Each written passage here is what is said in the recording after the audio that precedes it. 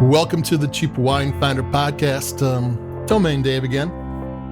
And this one's not quite the 12 wines of Christmas. It's a little bit different.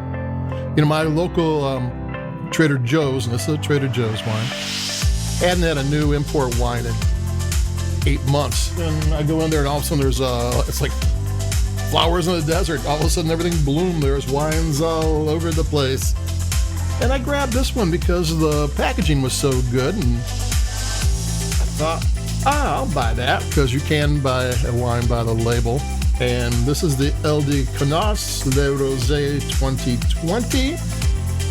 Ile de Conas is the Palmas estate. Palmas winery. He owns a bunch of estates, big in the Languedoc. Won the 2021 French Winery of the Year in Wine Enthusiast Magazine. They're big-time players, make lots and lots of wine. In the rest of the world, this rosé is not the Ile de Conas, it's the Palmas Le Rosé. The name, the Ile de Conas, is the name of his winery, his first winery. The very first one. He has like 12. And it's a really, really nice package. It's got silkscreen flowers, which are kind of the symbol of his winery, and they're representative of the flowers that grow there. It's got a glass stopper for a top, no cork, $7.99, and it's a really nice package. What's the grapes? I got the bottle in my hand, so it's 25% Grenache Gris. Gris is gray. I don't know what Grenache Gris is. That has 25% Grenache Noir.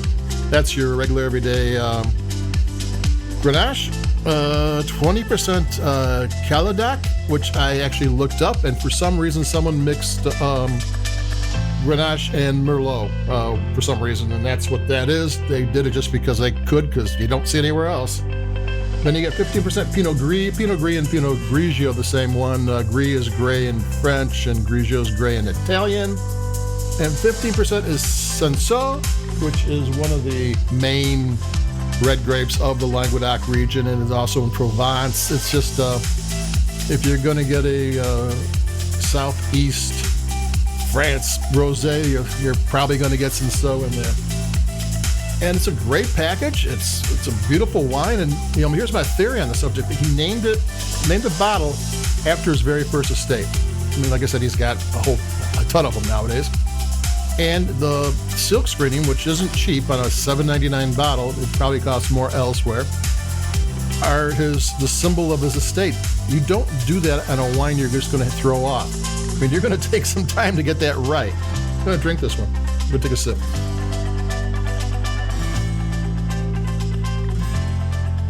And it's easy to drink, which is actually, people go, oh, easy to drink, that's not a good wine. No, wine should never be hard to drink.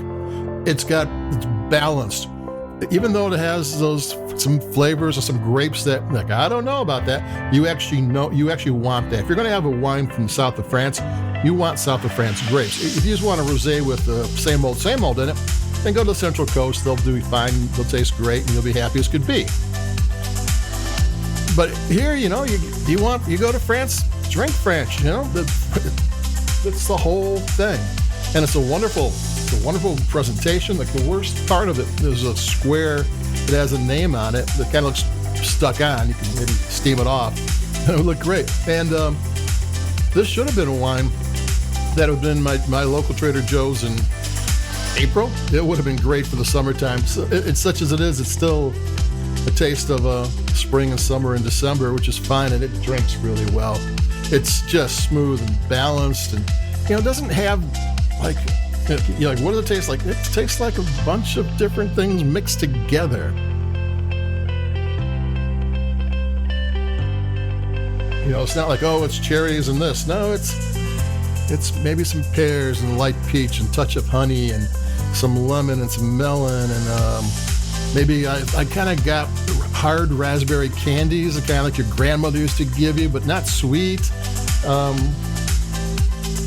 It's got flavors, but all delicate and just one after the other. And the acidity is perfect. It allows the wine and the flavors to unfold, leisurely roll out, and then it kind of says, hey, one another sip?